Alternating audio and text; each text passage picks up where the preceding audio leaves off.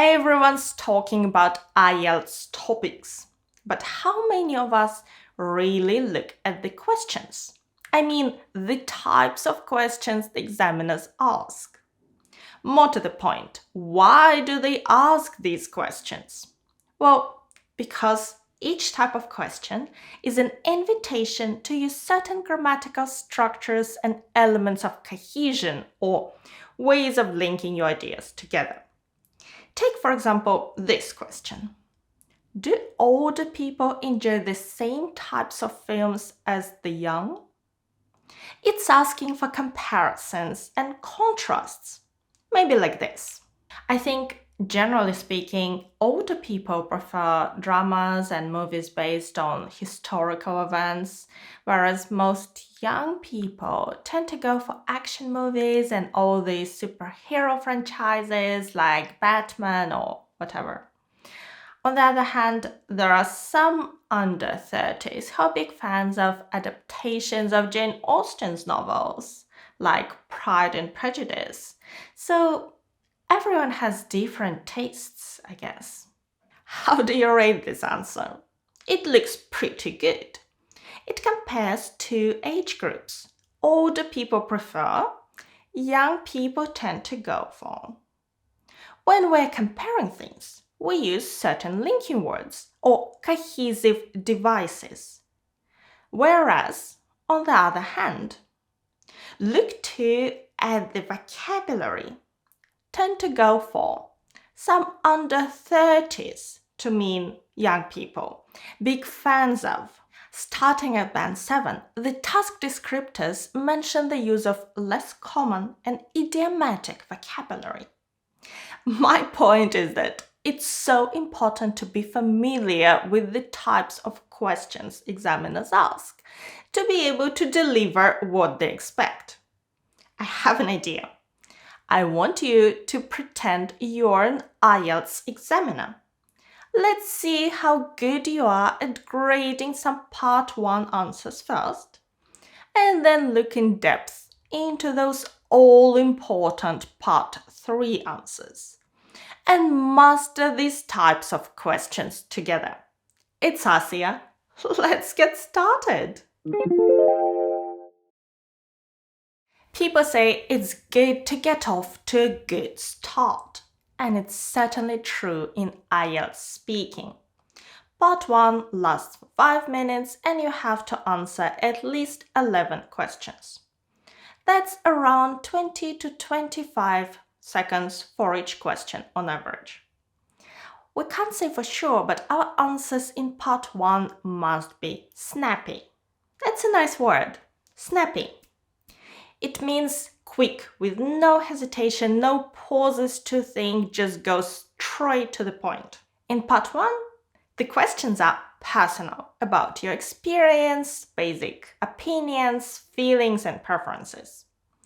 These questions are meant to give you the chance to show how well you can handle a range of grammatical structures and use appropriate vocabulary, accuracy, and good vocabulary choices. For the first 2 minutes of the test, the examiner will either ask you where you live or where you work or study. Take a look at these questions and answers. Ready to give your grade? What do you like about the area where you live? For a start, it's not far from where I work. In fact, I often walk to and from work as it only takes me 10 to 15 minutes. Apart from that, there is a park nearby where we go jogging. And if it's shops you want, a new shopping center opened up last year. It has everything we need. Take a few seconds. What's your grade? I'm going high. A good band 8 at least. The question asks for details. The answer gives 3 reasons in favor of the area. Not far from work, park close by, good shops.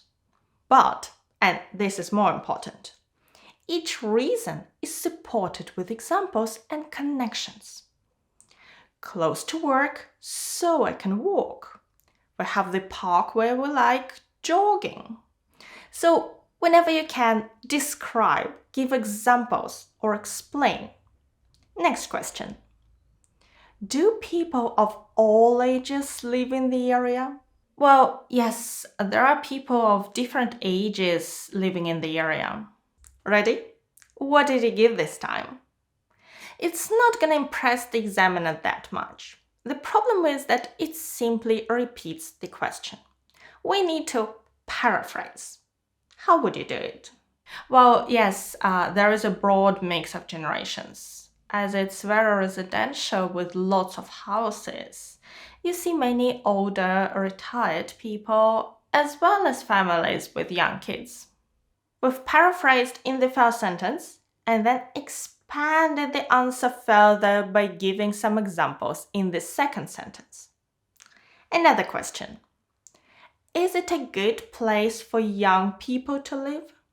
Personally speaking, no, there is nothing to do. Do you get the same impression as me? The answer is too short. What's the examiner's next step? To ask the question, why not? Why not questions are a request for an explanation. It's best to give your explanation straight away, maybe like this. Personally speaking, no, there is nothing to do. I mean, for teenagers, it's so boring. There is no cinema, not even a decent place to have a coffee. So all we can do is go to a friend's house. Most of us can't wait to leave. After around 2 minutes, the examiner will move on to ask questions on 2 more Part 1 topics. The choice of topics is varied. Here is an example. Let's talk about small businesses. Are there many small businesses where you live? Well, yeah, I guess, like small shops and things like that. What do you think? The answer is very vague, no? It's fine to use colloquial expressions, but this answer is too colloquial. The vocabulary is just not good enough. Small shops and things? Try to be more precise and give concrete examples that show your range of vocabulary. Let's try again. Well, yeah, indeed, there are quite a few. Starting off with small grocery stores and lots of specialist shops that have been there for years. There is a florist, a watch repairer, and a great butcher's that's a bit expensive, but the quality is amazing. Next question. Do you prefer buying things from big companies or small businesses? I think it depends. I mean, if it's something quite expensive, a smartphone or a laptop, for example, I'd rather go to a large chain store where I can get a guarantee and customer service if anything goes wrong. But for other things, a hardware store maybe, if it's a small item or two, I wouldn't care about the size of the company. Remember, the maximum is band 9. Are you going for that? We could. The grammar is complex. We have conditionals. If something is quite expensive, I'd rather go. And comparatives. But for other things, so we're comparing expensive purchases with inexpensive ones. The vocabulary is wide and topic specific. Chain store, customer service, hardware store. So a chain store is just one of many identical stores from the same brand. And a hardware store is where you can buy different tools. I like the substitution of prefer buying from the question with I'd rather go. Excellent paraphrasing and generally a great answer. Let's look at just one more from part 1. Have you ever worked in a small business? One summer, I've worked half-time in a small restaurant, like a waitress. Have you noticed all the mistakes? What grade can we give? Examiners are told to give a maximum of 5 if there are so many errors that it makes comprehension a little difficult. Here we have 3. We need the past tense, not the present perfect. In fact, the idea behind the question is to see how well the test taker can talk about past experiences, and if you can use the present perfect in the question and the past simple correctly. The next mistake is half time, which is an interval in the middle of a football game. If you work, let's say, 4 hours a day, that's a part-time job. And if you work like a waitress, you're comparing yourself to what a waitress does. If you work as a waitress, then that's your job. So be careful with the grammar and vocabulary that an IELTS test taker should know. And don't forget to expand each answer. Let's see an improved version. Indeed, I have. One summer when I was 18, I worked part-time in a restaurant as a waitress. It was hard work because I was on my feet all the time, but I enjoyed it really. It was a family business, and they were all very nice to me.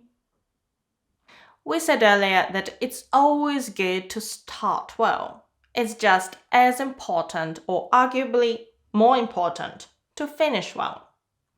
Part 1 is about you and your experiences. Part 3 is a different story.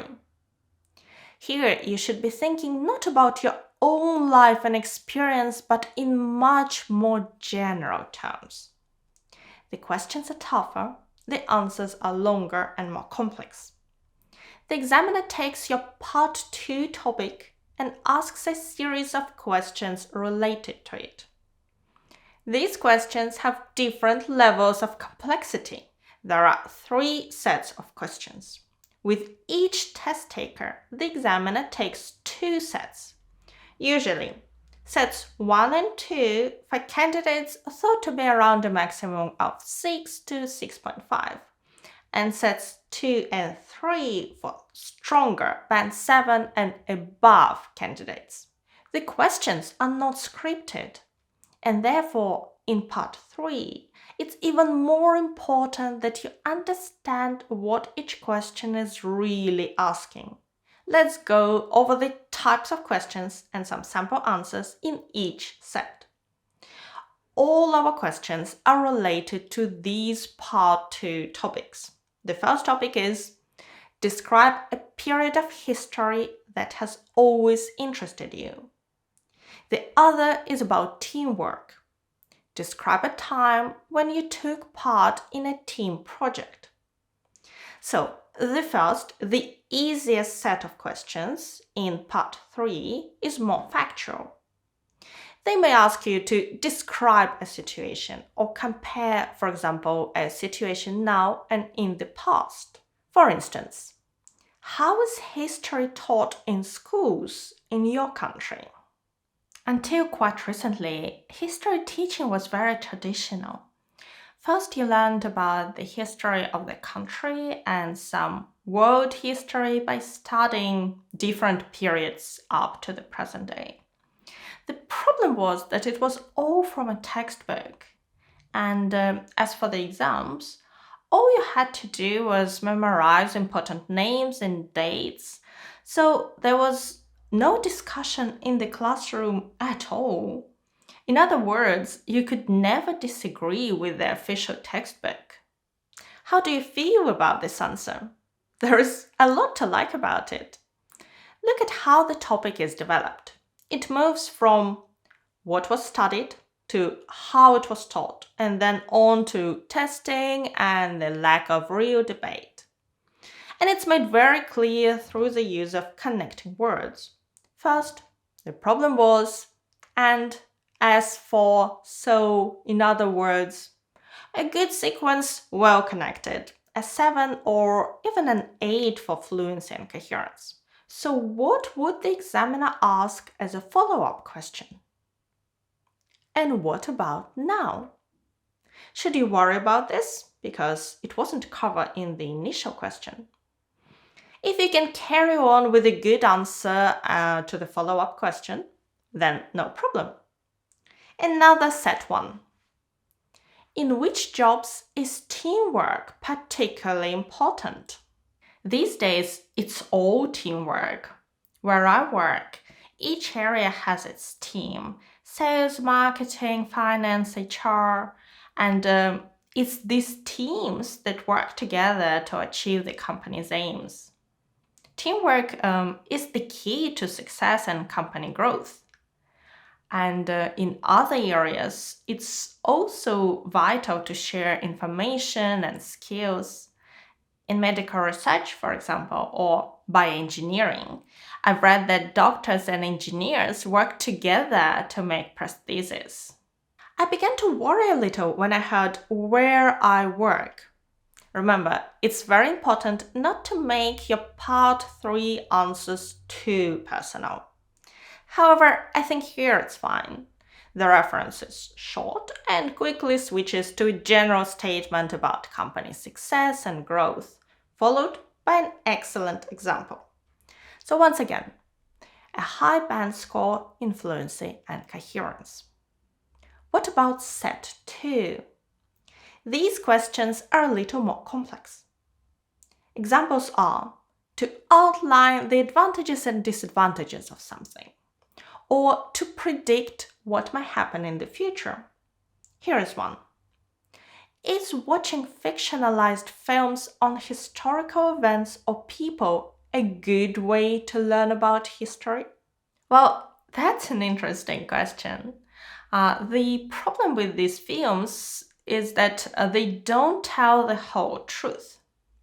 In fact, we could say they distort the past. A perfect example is the film The Imitation Game about Alan Turing, the brilliant mathematician who is now considered the father of modern computer science. There are so many historical inaccuracies in that film. For example, in the film, the first code-breaking machine he made is called Christopher, but in real life, it was called Victory. And another thing, the character played by... Oh, very interesting, but the examiner is gonna interrupt right now. The test taker seems to be happy to talk about the film for hours. The examiner wants to know how well they handle several questions, not just one. Don't worry if the examiner interrupts you. It probably means you've said enough on that subject. If we have a look at the answer, it shows a good use of vocabulary. Don't tell the whole truth. Distort the past. To distort is like to twist, to change the form of it. The father of modern computer science. Many historical inaccuracies in real life. A high score in lexical resource. That's a band 8. Next. What are the advantages and disadvantages of working in a team? On the positive side, an effective team makes good use of the talents and skills of each member. For example, one might be brilliant at organizing, another extremely creative. Together, they could make a great team. But on the downside, there are times when one or more team members don't pull their weight, and the responsibility falls on the others. That's bad because everybody should do their bit. A very good answer, no? Well put together, contrasting the upside with the downside. But what stands out is the use of less common and idiomatic vocabulary. Here we have a few great idiomatic expressions. Do not pull their weight. If you don't pull your weight, you're not working hard enough or contributing enough. Then responsibility falls on the others, or they have to do your work. Everybody should do their bit or contribute, do something. That's band 9. Finally, set 3, the most complex questions for advanced test takers. These tend to be more speculative or discussion-like. For example, to what extent is it true that, or what would happen if, or should we do something. Here is one. To what extent is it true that history has nothing to tell us? That's a difficult one. I suppose the main argument to back that up is that we never seem to learn from the mistakes of the past, and therefore there is really little point in wasting time looking back. But on the other hand, if we use historical analysis to identify the roots of modern day issues and conflicts, then we might be in a better position to come up with possible solutions. Will the examiner ask for an example? Probably. Can you think of one? In IELTS, try not to get emotionally involved. This is your chance to show how good your English is. And for many of us, if we get excited or emotional, it affects the way we speak. Showing how good your grammatical structures are always impresses the examiner. Notice here the conditional sentence. If we use, then we might be. How about we give an example with another, even more complex conditional form? If some governments had made use of historical data on previous pandemics, then the terrible consequences of the recent pandemic might have been lessened. This is a really complex sentence, conditional type 3. That's when we talk about a past event and discuss how things could have been different. And we often use this structure to talk about regrets. If I'd known that, I wouldn't have done that. Here is another example of a speculative question. Bear in mind that the examiner is not expecting a simple yes answer. Can international cultural and sporting events lead to better understanding between nations? I'd love to simply answer yes, but the reality is so much more complex. I don't doubt that people in the arts and athletes can cooperate and compete in an atmosphere of respect and often close friendship. Sadly, however, those feelings are not necessarily shared by everyone from world leaders down. And that's mainly to a kind of selfish, narrow-minded nationalism that's so common these days. Another fine answer and some great grammatical features. We have the comparative, so much more complex. Modal verbs, which are always great to use, can cooperate and complete. And the passive voice are not shared. 3 sentences, each one complex. Today, I haven't mentioned pronunciation at all and how important it is to speak clearly and never too fast or too slow. But I'm sure you all agree that because it was me presenting the answers, the band score is 9, is it not? Giving great part 1 and part 3 answers counts, but that's not enough for a high band score. In your exam, you must also nail part 2. And a very common struggle in this part is talking fluently and logically for long enough. And in this video, you can learn how to deal with this. Thank you so much for watching me today. Good luck with your preparation and your exam. Bye!